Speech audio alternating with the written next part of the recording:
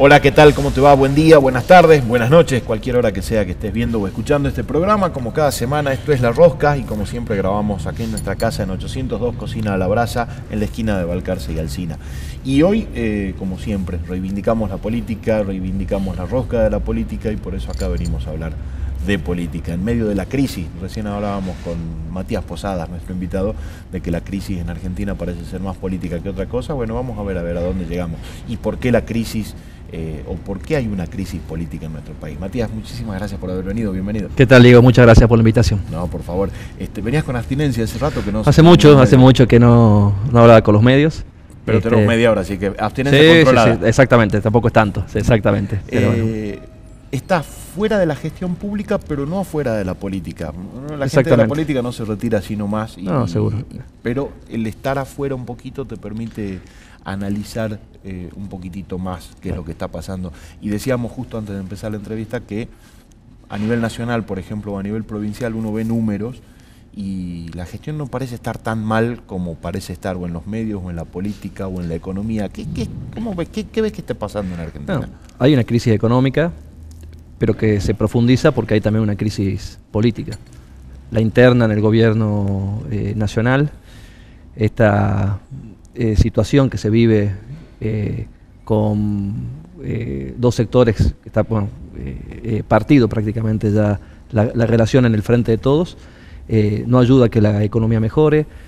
Algunos indicadores positivos que puede haber producto de algún tipo de reactivación no puede terminar de canalizarse positivamente, justamente producto de esa crisis económica. Si tuviéramos si tuviéramos un contexto diferente, si tuviéramos mayor responsabilidad también en quienes hoy están gobernando, sin dudas que la crisis económica podría estar en vías de solución mucho más rápido. Pero esta irresponsabilidad en la cual estamos viendo la relación política a nivel nacional, lo único que hace es profundizar justamente esa crisis. O sea, claramente la cuestión económica está severamente afectada por la inflación, que es lo que nos termina afectando a todos, a pesar de que sí está aumentando un poco el empleo, se ven avisos de que se busca gente en empresas, en comercio, en industrias, y esto, como decías vos recién, ¿no? Este sector del oficialismo dinamitado, sí, no nos está llevando a ningún lado, pero vemos del otro lado que también Juntos por el Cambio está bastante roto porque tienen su propia interna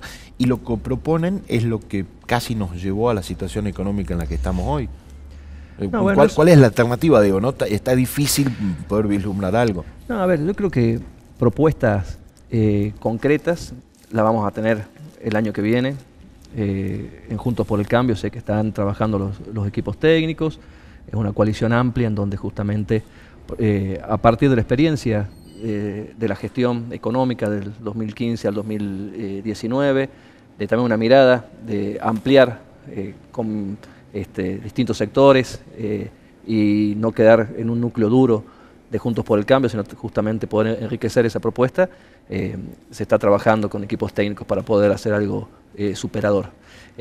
También, por supuesto, como en cualquier discusión política, tienen que ir justamente decantando las posiciones, las candidaturas que surgen, que son varias dentro también de la oposición, para justamente poder ir clarificando el panorama para el año que viene. Pero indudablemente quien asuma la presidencia el año que viene, después del 2023, sea quien sea, del sector que sea, tiene que ser sumamente claro en el plan económico, en lo que va a hacer. Ya no alcanzan eslogan, ya no alcanza a ver quién grita más fuerte, quién se pelea más con el otro, sino que la sociedad va a demandar propuestas concretas para justamente que marquen el camino para salir adelante en esta crisis, como decíamos recién, política y económica. Pero ahí tenemos otro problema, porque no alcanza solo con Juntos por el Cambio y no alcanza solo con el Frente de Todos. Digo, si cualquiera de los candidatos o precandidatos o candidateables no terminan de entender de que no es una pelea de poder por el poder y necesitas gobernar en una gran coalición, independientemente de tu partido y tu frente de pertenencia, pero a la hora de gobernar necesitas algo mucho más grande que la coalición que te lleve. A ver, indudablemente lo que viene hacia adelante, necesariamente, exista o no voluntad de la mayoría de la dirigencia política, es un tiempo de consensos y búsqueda de acuerdos. Yo con quien he conversado es con Rodríguez Larreta y él plantea justamente esto, más allá de lo electoral, de las alianzas electorales y de la cantidad de votos o porcentajes que saque cada uno de los frentes que participen, hay que trabajar en un esquema de acuerdos amplios, que no se agoten solamente en los sectores que acompañen electoralmente a un proyecto político. Porque si no, Argentina no tiene destino. Si seguimos con una sociedad polarizada, con dos sectores o una situación de empate, es muy difícil generar acuerdos legislativos, es muy difícil generar políticas que sean superadoras, es muy difícil salir de la discusión coyuntural. Entonces yo creo que el desafío justamente para el futuro tiene que ver justamente con dirigentes que tengan esa visión de salir de la grieta, y no como un eslogan decir hay que terminar con la grieta, porque la grieta sabemos todo lo que genera. La grieta genera pobreza, la grieta genera desocupación, genera crisis. Pero la grieta ideológica no está mal, digo. No, ¿no? La discusión ideológica... porque debe haber, digo, al final del camino es metodológica, es cómo llego a ese punto en el que queremos. Es la naturaleza de la política, y está muy bien que haya discusiones, que haya puntos de vista diferentes y que esos puntos de vista se planteen con claridad. Pero acá no se discute tanto cuestiones ideológicas, a veces parecen cuestiones personales. Parece que hay sectores políticos que discuten la política en denunciar al otro, a ver si la justicia resuelve los problemas que no se pueden resolver en la política, quieren que los jueces resuelvan a través de la vía judicial, con un proceso penal o resolviendo un amparo. Sí, una justicia que está bastante cuestionada también. Sí, seguro, pero nosotros que estamos en la política, cuando un tema político o que debe ser resuelto en la política llega a los jueces, por ejemplo, se está discutiendo el tema de la coparticipación, los fondos de la Ciudad de Buenos Aires con el resto de las provincias, y lo resuelve la Corte. Está bien, institucionalmente es el camino. Pero ¿por qué se llega a esa instancia? Porque no hay marcos de razonabilidad y de madurez política para poder discutirlo en la política. Y queda en manos de 5 jueces de corte que tengan que decidir qué va a pasar con la coparticipación. Lo ideal sería que haya madurez y que de los sectores que participan en política, del sector político que sean, puedan dialogar estas cuestiones. Y así pasa con todo. Y no tenemos, por ejemplo, una ley que regule cómo se otorgan los subsidios al gasoil para el transporte público. Hoy estamos en una división de 84% para Ciudad de Buenos Aires, para el AMBA, y el 16% que queda entre todas las provincias. Hubo un pacto fiscal que en su momento que se discutió, claro, pero que se fue avanzando, pactos, y después los pactos dicen... Pero no hay nada, no hay una ley que te marque este camino y que te diga, esto tiene que ser así. Pero porque no hay marcos que permitan buscar consensos suficientes, y son todos parches, son todas discusiones coyunturales. Si hay una audiencia pública para subir el boleto, entonces ahí es la discusión en ese momento, y se busca una solución para ese momento, o no. Pero no hay una mirada que trascienda lo coyuntural, y eso es lo que está faltando. Y yo creo que faltan dirigentes políticos que tengan esa grandeza de decir, vamos a parar la pelota y sobre estos 4 o 5 puntos podemos ponernos de acuerdo. Aprovechar las oportunidades que tiene Argentina con la energía, Argentina con la materia prima de los productos agropecuarios, Argentina perteneciendo a una región que está en paz, digamos. Hoy hay una guerra en el mundo y nosotros estamos lejos de eso, afortunadamente, en términos geográficos. Sí, recibimos las esquirlas económicas de eso. No, obviamente, pero sí como todo el mundo, en un mundo sí, globalizado, pero digamos, no somos un país que está en Europa, que está mucho más cerca o que tenga otras consecuencias, no estamos vinculados afortunadamente directamente en ese conflicto, si hay consecuencias. Pero bueno, sí, hay un montón de ventajas que podríamos aprovechar totalmente. Conocimiento, exactamente. Argentina tiene un potencial. Y la riqueza que tenemos no la estamos aprovechando porque no sabemos ponernos de acuerdo. ¿Y no será momento de empezar a ver algún candidato del interior? Porque también creo que el problema político de la Argentina es que la discusión es de porteños para porteños y desde la realidad de los porteños. Yo creo que la discusión que viene hacia adelante va a tener que ver con dirigentes políticos que puedan mostrar gestión, que tengan capacidad de gestión, y versus dirigentes políticos que solamente hablan, opinan y no tienen esa voluntad de poder participar en la búsqueda de soluciones desde la gestión. Hay una generación de políticos de distintos partidos que uno los ve trabajar como gobernadores, como intendentes, que se legitiman por lo que hacen, por cómo solucionan los problemas de la gente, y eso es transversal. No sé, uno puede ver a Pablo Hapkin en Rosario, a Martín Yarlora en la ciudad de Córdoba, gobernadores como el gobernador de Corrientes. Bueno, no quiero dar nombres porque uno, digamos, a veces los vincula con un sector político o con otro, pero hay de distintos sectores políticos, generacionalmente, un grupo de dirigentes políticos que gestionan y que salen de esa grieta de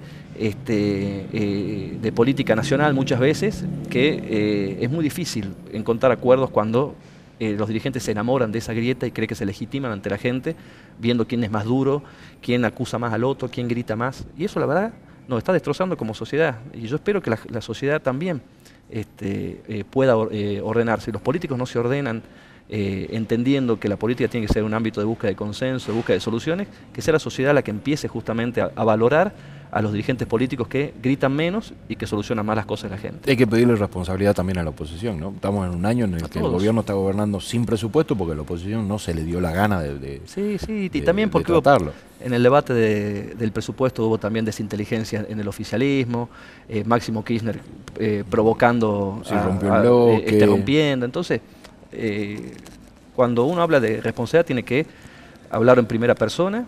Cuando uno tiene vocación política tiene que plantear las soluciones justamente como una responsabilidad de todos, compartida, de oficialistas y opositores. Ahora, lo interesante, por ejemplo, hace algunos programas atrás vino Miguel Calabró y una cosa que quedó dando vuelta y que me resulta muy interesante es tratar de explicarle a la dirigencia, a quien le toca gobernar nación, provincias y municipios, que vos cuando gobernás sin beneficio de inventario. O sea, no podés basar tu gestión completa en la herencia. Sí. ¿Qué fueron los 4 años de Macri? Vienen siendo los 3 años de Alberto. Es la herencia, la que nos dejaron, es la que nos dejaron. Sí.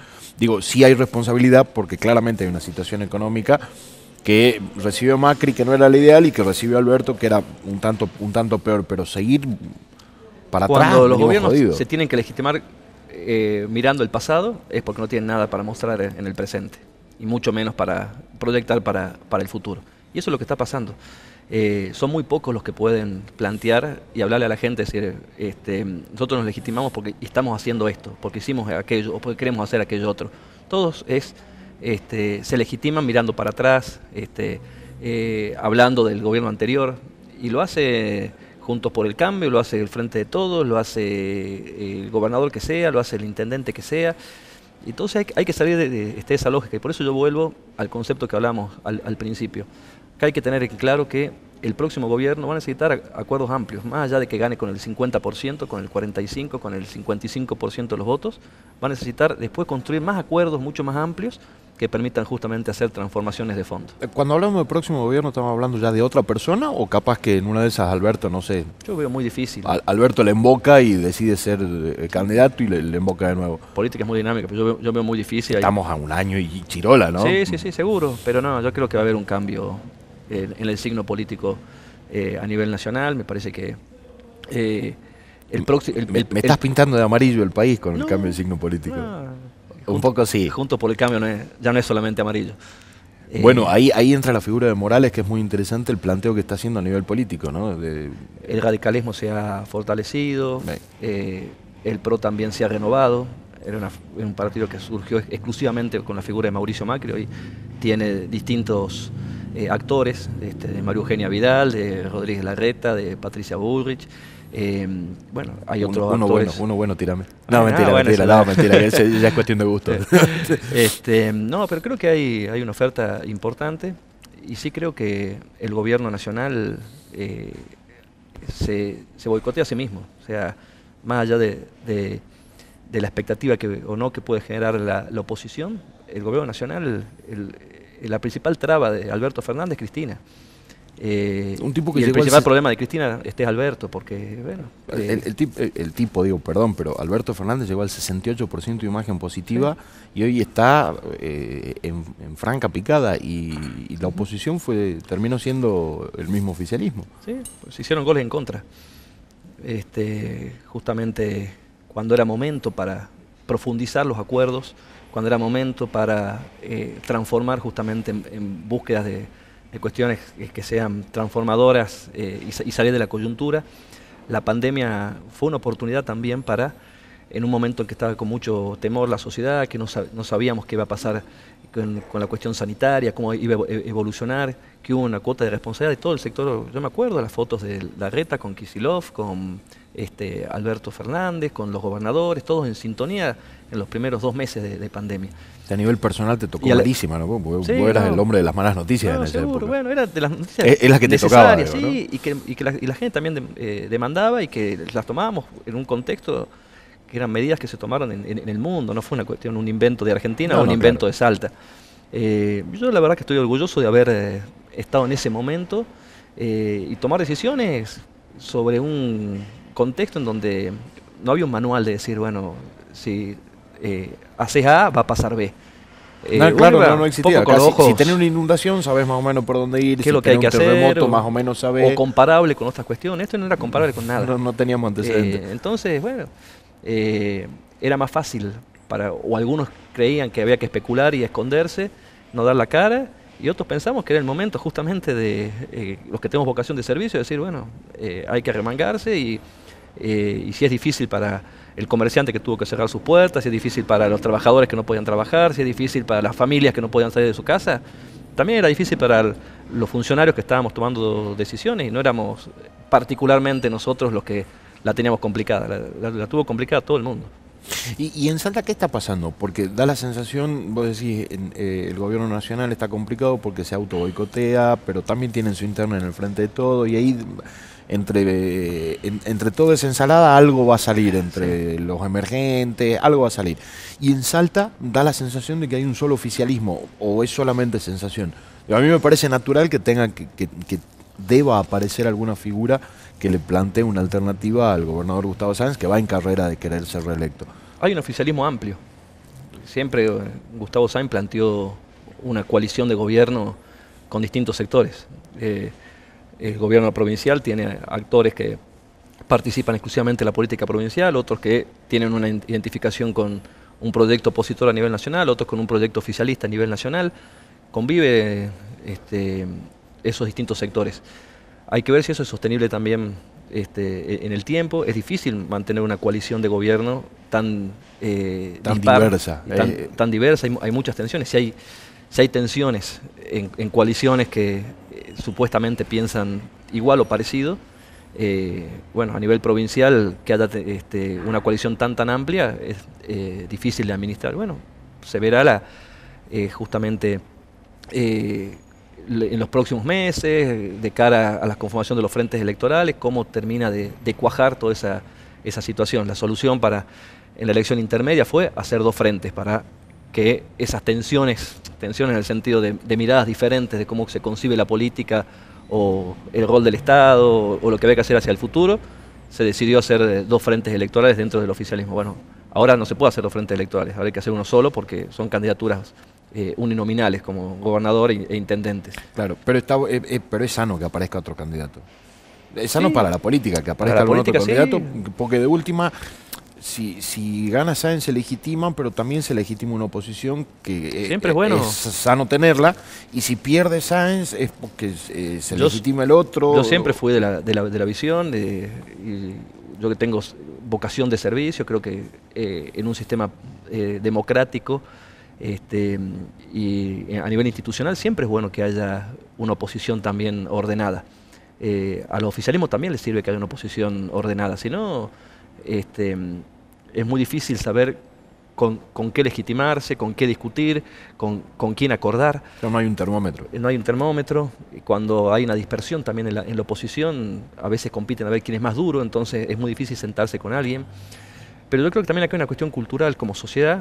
Tenemos que recuperar, y esto es primera responsabilidad de la dirigencia política, de los medios de comunicación y de la sociedad en su conjunto, de dejar de ver la política como un ámbito en donde tienen que discutir y pelearse y no pueden conversar los que piensan diferente. La política es todo lo contrario, la política es el ámbito de encuentro, es el ámbito de discusión, de debate es donde se administran los consensos y los disensos. Exactamente, bueno, hoy es mayoritariamente gran parte de la sociedad, porque los medios ayudan en eso, porque los dirigentes políticos también ayudamos a eso, y creen que si 2 políticos que son de distintos sectores conversan, está mal visto. Cuando debería ser algo incluso valorado positivamente, pero no. Un poco le pasó a Urtubey en estos días, ¿no? En este, ponerle mes y medio, porque tuvo un asado en el que se juntó con Morales, Sí. Estuvo en el Congreso del PJ en Mendoza y era... y no saben dónde ponerlo. Te dicen, si se juntan con Morales ya es de Juntos por el Cambio. Sí. Ahora vuelve al kirchnerismo. Digo, grises Bueno, hay, digo, ¿no? Es parte de eso, bueno, aquellos que justamente analizan la política desde la confrontación permanente y creen que los políticos no deben hablar entre ellos. No se puede analizar en blanco y negro la política. No se puede, y sobre todo no se puede analizar desde la falta de diálogo, porque si no es muy difícil encontrar consensos, digamos, y más una sociedad que está polarizada, una sociedad que es diversa, que no es monocolor. Es necesario y es una responsabilidad que efectivamente exista diálogo. La sociedad tiene que exigir que haya diálogo en la política. Bueno, te pasó a vos también, ¿no? Cuando apareció tu foto con Rodríguez Larreta, está volviendo al radicalismo. Sí, no, bueno, Rodríguez Larreta no.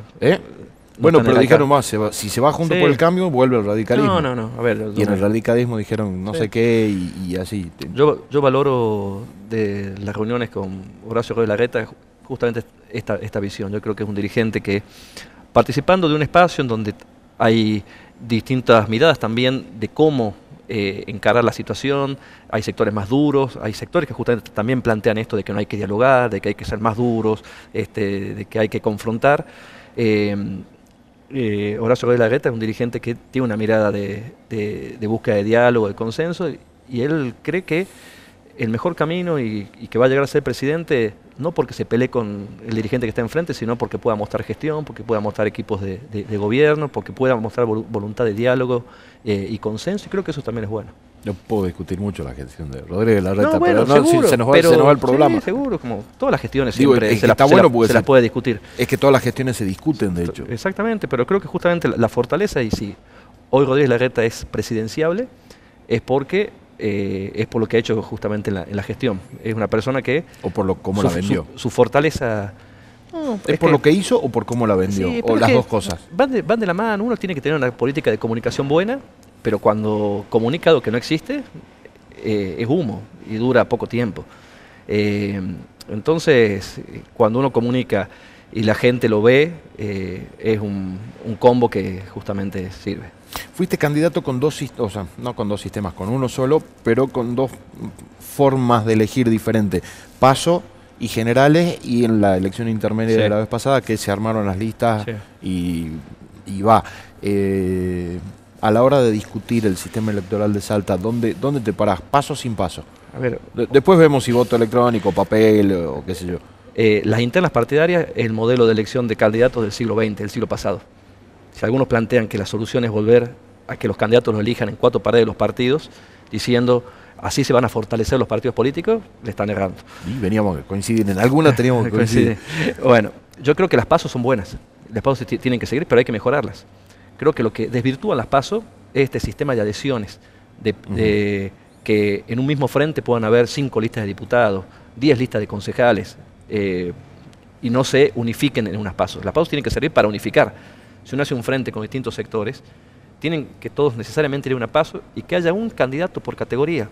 Esta cuestión de que hay PASO, pero después a la general llegan 3 intendentes, 4 diputados, 10 concejales del mismo frente, la gente dice, bueno, ¿para qué hay PASO si al final terminan yendo todos separados a la general? Y el problema no son las PASO, el problema es el sistema de adhesiones.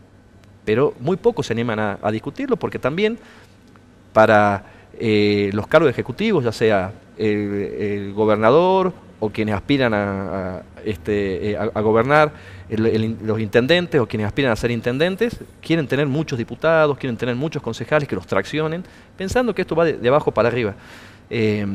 Cuando la gente elige un gobernador, elige un intendente, no los elige por los concejales que tiene abajo, sino los elige por... Es al revés, es de arriba hacia abajo. Entonces yo creo que si ordena eso, si se elimina el sistema de adhesiones, las PASO van a funcionar mejor. ¿Y se puede discutir, por ejemplo, representatividad? Porque hoy tenés un consejo deliberante con 21 bancas, pero no hay representantes de todas las listas. Ese otro problema. Yo cuando fui diputado presenté un proyecto para bajar el piso, que una lista, un partido, un frente, tenga que obtener mínimo 5% para poder llegar a la distribución de los cargos, deja muchísima gente afuera. uno revisa todos los partidos o frentes, incluso en un sistema atomizado.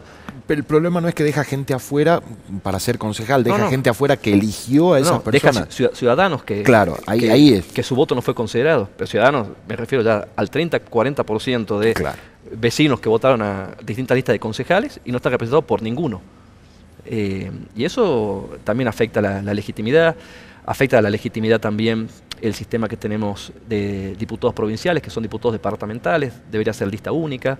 Eso se puede discutir también. Lista única como a nivel provincial. Como en Jujuy, por ejemplo. Claro, una lista de diputados provinciales, que sea una misma lista que se elija en Salta, en Rosario de la Frontera, en Metam.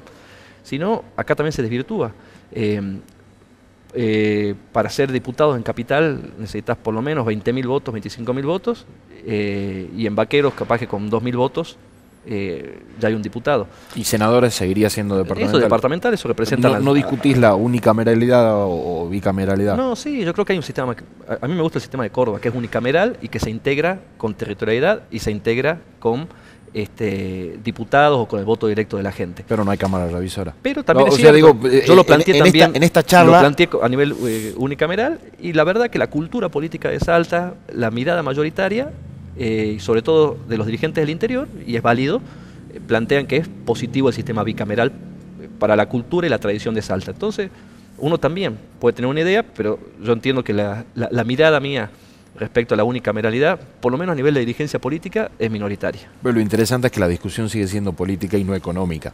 No, o vos no planteás la discusión de elecciones en cuánto cuestan. Eso es otra cuestión. Yo la verdad que no coincido con esa mirada de decir, sí, a la gente obviamente, si vos le preguntás, quiere votar lo menos posible y quiere y le parece un gasto unas elecciones. Yo creo que en realidad no es si le preguntás, se lo dijimos durante tanto tiempo de que la gente está cansada de ir a votar 4 o 5 veces, el gasto, que ya se la creyó, digamos. Bueno, a ver, yo sí me pongo el mismo ejemplo. Yo a las 7 de la mañana lo despierto a mi hijo para llevarlo al colegio y no quiere ir al colegio, pero va a ir igual. Claro. Y el colegio también es una inversión, el colegio, pero otros dirán, che, lo que cuesta la cuota, los útiles.